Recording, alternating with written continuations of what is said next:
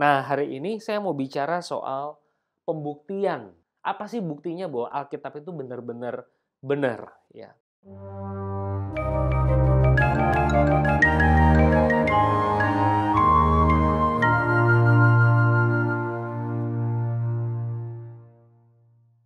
Shalom teman-teman, saudara-saudara. Hari ini saya mau berbagi dari Mazmur yang pertama. Sudah akrab di telinga kita, saya akan bacakan sebelum saya menguraikannya. Berbahagialah orang yang tidak berjalan menurut nasihat orang fasik, yang tidak berdiri di jalan orang berdosa, dan yang tidak duduk dalam kumpulan pencemooh. Tetapi yang kesukaannya ialah Taurat Tuhan, dan yang merenungkan Taurat itu siang dan malam. Ia seperti pohon yang ditanam di tepi aliran air, yang menghasilkan buahnya pada musimnya, yang tidak layu daunnya. Apa saja yang diperbuatnya berhasil. Bukan demikian orang fasik, mereka seperti sekam yang ditiupkan angin. Sebab itu orang fasik tidak akan tahan dalam penghakiman. Begitu pula orang berdosa dalam perkumpulan orang benar. Sebab Tuhan mengenal jalan orang benar, tapi jalan orang fasik menuju kebinasaan. Ya, teman-teman, saudara-saudara, dalam IKT 87 video pertama, saya sudah menceritakan ilustrasi soal Screwtape Letters, sebuah buku yang ditulis oleh C.S. Lewis. Intinya, setan itu tidak suka kalau saudara dan saya merenungkan firman Tuhan. Sekali lagi, ini salah satu buku yang ilustrasi ini sangat mempengaruhi saya dari C.S. Lewis. Setan tidak suka Anda dan saya merenungkan firman Tuhan. Setan itu suka ngelihat kita copy paste ayat, ngafalin ayat, suka. Tapi kalau reflecting, meditating, merenungkan, memeditasi, memikirkan firman Tuhan, nah itu setan nggak suka. Karena artinya kita mengkaitkan kebenaran firman Tuhan dengan kehidupan kita sehari-hari. Which is itu sebenarnya yang penting.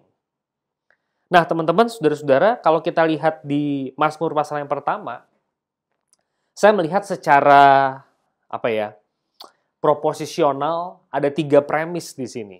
Secara sederhana ya. 1, orang yang merenungkan firman itu menghasilkan buah pada musimnya. Dia produktif. Orang yang merenungkan firman itu produktif.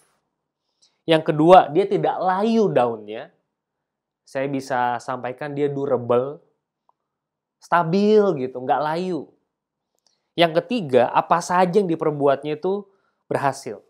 Apa saja yang diperbuatnya berhasil. Kalau kita merenungkan firman Tuhan siang dan malam. Nah, saudara, yang pertama di sini saya merenung, orang yang merenungkan firman Tuhan itu tuh, orang kalau dia merenungkan firman Tuhan, itu pasti dia produktif, pasti dia berhasil.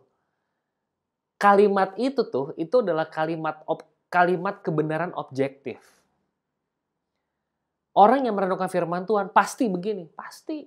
Karena firman Tuhan itu kebenarannya sifatnya objektif. Kamu nggak suka sama firman Tuhan, saudara tidak percaya pada firman Tuhan itu tetap berlaku.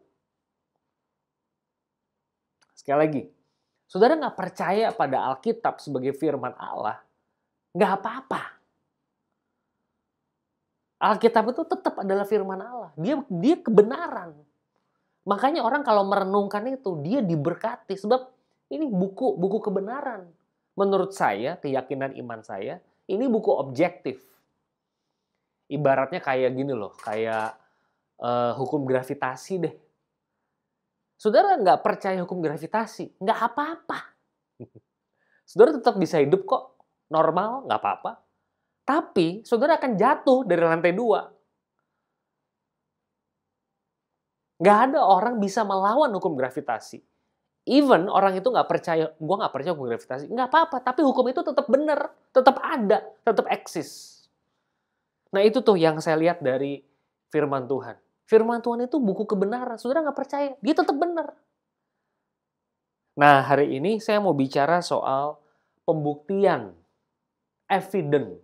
Apa sih buktinya bahwa Alkitab itu benar-benar benar? Ya, saya menggunakan satu buah buku judulnya Confronting Christianity dari Rebecca McLaughlin. Ada 12 bab pertanyaan besar di buku itu yang orang itu susah dapat jawaban sehingga orang itu tidak percaya ya. Nah, saya cuma ambil salah satu babnya saja untuk saya bagikan pada saat ini buat teman-teman, saudara-saudara. Yang pertama, Rebecca McLaughlin mencatat ya, it really is more blessed to give than to receive. Benar-benar lebih berbahagia memberi daripada menerima. Ini kebenaran umum, kata dia. Saya bacakan ya penemuan penelitiannya. Survei menunjukkan bahwa orang percaya di Amerika Serikat lebih sukacita, lebih gembira, lebih sehat, panjang umur, lebih dermawan daripada orang sekuler. Orang percaya memberi lebih banyak uang daripada orang sekuler. Ini yang ngomong siapa nih yang ngomong nih? Yang ngomong adalah seorang ateis, seorang sosiolog, namanya Jonathan Haidt. Jadi kalau orang itu lebih banyak memberi, dia lebih berbahagia. Ingat ayat firman Tuhan apa enggak? Kisah Rasul 20 ayat 35, lebih bahagia memberi daripada menerima. Bener kan? Yang kedua, love of money disappoints. Cinta akan uang itu mengecewakan. Di dalam buku ini, Rebecca McLaughlin mengutip ekonom namanya Jeffrey Sachs. Dia berkata di World Happiness Report, income per capita has more double since 1972, while happiness has remained roughly unchanged or has even declined. Pendapatan per kapita itu sudah meningkat 2 kali lipat sejak 1972. Tetapi happiness itu tetap aja dia nggak melonjak 2 kali lipat. Ya. Bahkan happiness itu cenderung menurun. Ingat ayat apa? 1 Timotius 6 ayat yang ke-10, akar segala kejahatan cinta uang. Jadi uang itu tidak berkorelasi positif ya. Uang yang semakin banyak orang semakin happy. Enggak. Sama aja dia. Uang tidak influence secara direct langsung kebahagiaan seseorang. Enggak. Matius 19 ayat 23, Markus 10 ayat 25, Lukas 18 ayat 24. Ini banyak banget ayatnya.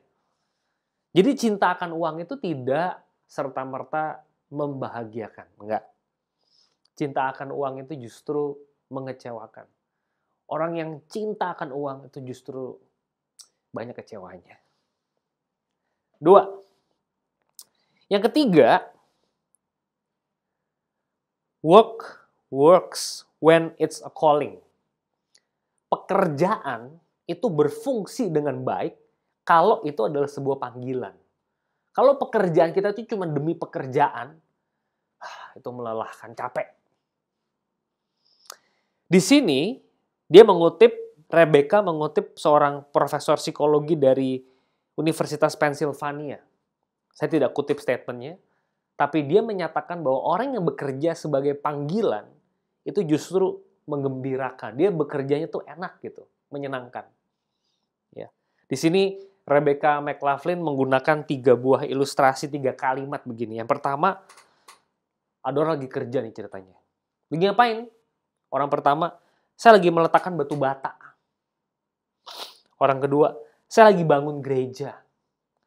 Orang yang ketiga, saya lagi membangun rumah Allah. Ya. Orang kalau bisa sampai ke pemaknaan yang ketiga, dia melakukan pekerjaan itu justru dengan enjoy, dengan joyfully. Tapi kalau lagi ngapain? Lagi meletakkan batu bata, aduh banyak banget nih, capek nih. Ayatnya Kolose 3:23. Apapun yang kamu lakukan, lakukan semuanya itu untuk.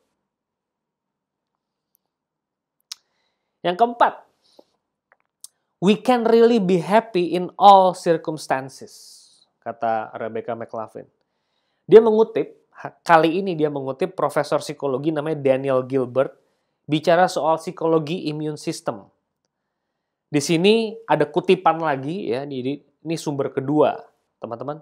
Dia mengutip Thomas Brown, saya adalah orang paling gembira yang pernah hidup. Saya memiliki di dalam diri saya yang bisa mengubah kemiskinan menjadi kekayaan, kesengsaraan menjadi kemakmuran. Saya lebih kebal daripada Achilles. Keberuntungan tidak terletak di satu titik. Jadi, kita itu bisa sukacita tuh di semua situasi. Sukacita kita itu tidak terletak di alasan tertentu. Enggak. Semua hal itu bisa kok kita happy. Di sini saya jadi teringat Filipi 4 ayat 12-13. Segala perkara dapat kutanggung di dalam Dia, memberi kekuatan kepadaku. Kalau teman-teman punya sukacita, teman-teman akan hidup dengan baik. We can really be happy in all circumstances. Bisa kok. Nggak bergantung dengan satu titik Achilles, enggak. Yang ngomong adalah orang-orang dari dunia psikologi dan dunia, maksudnya bukan dunia Kristen. Menarik. Yang kelima, gratitude is good for us. Dia mengutip siapa nih? Rebecca kali ini mengutip Robert Emmons, profesor psikologi, menyebut bersyukur sebagai faktor yang dilupakan di dalam research happiness. Orang yang bersyukur setiap hari lebih sedikit mengalami gejala sakit fisik. Orang yang bersyukur setiap hari lebih sedikit mengalami gejala sakit fisik. Kita bersyukur nggak? Atau banyak mengeluh? Jangan-jangan headache, stomach ache, kita itu semua dari sikap kita yang mengeluh sebetulnya. 1 Tesalonika 5 ayat 6, bersukacitalah senantiasa, tetaplah berdoa, bersyukurlah dalam segala hal. Kalau kita sungguh-sungguh hidup dalam gratitude, badan kita ini lebih sehat. Hati yang gembira adalah obat. Berikutnya, self-control and perseverance help us thrive. Psikolog yang namanya Angela Duckworth berkata, orang yang tabah, tekun dalam hidupnya, kemungkinan besar lebih sukses daripada mengandalkan social intelligence, good looks, health, IQ, dan seterusnya. Jadi rupanya saya juga belajar sesuatu yang cukup baru buat saya. Pengendalian diri dan ketekunan itu tuh mempengaruhi kesuksesan kita loh. Teman-teman nanti bisa buka sendiri 2 Petrus 1, 5-7, Ibrani 12, 1-2. Sangat biblical. Alkitab itu benar. Kamu nggak percaya nggak apa-apa. Dia tetap benar gitu. Yang mengkonfirmasi psikolog Angela Duckworth. Saya nggak tahu dia anak Tuhan apa bukan. Itu bukan matter buat saya. Yang terakhir, forgiveness is foundational. Ada jurnal Behavior Medicine atau Medicine tahun 2012 nomor 4. Ini ada 3 dokter nih kayaknya yang nulis ya, mencatat orang yang mengampuni sesamanya tidak bergantung pada offender, lebih memiliki mental dan fisik yang sehat. Ya. Kita mengampuni sesama tidak bergantung dari dia. Saya kayaknya pernah deh menceritakan ini di KT87 ya. Kasih ya kasih. Saya baru bisa mengasihi kamu kalau kamu minta maaf sama saya. Saya baru akan memaafkan dan mengasihi kamu. Itu menurut saya bukan kasih. Kasih ya kasih. Orang yang mengasihi itu orang yang hidupnya lebih tenang, lebih happy daripada orang yang menyimpan kemarahan. Dasar ayatnya banyak. Matius 18, 21, 22, Lukas 11 ayat 4, Lukas 23 ayat 34. Closing statement saya hari ini saya ambil dari seorang ateis, sosiolog namanya Jonathan Haidt. Sebagaimana tanaman butuh matahari, air, tanah yang baik untuk bertumbuh, manusia itu membutuhkan kasih, kerja, and a connection to something larger. Manusia tuh butuh koneksi untuk sesuatu yang lebih besar dari dirinya. Yang ngomong adalah seorang ateis, tapi kebenaran firman Tuhan tetap adalah kebenaran. Kebenaran firman Tuhan tetap adalah kebenaran. Dia sifatnya objektif. God bless you.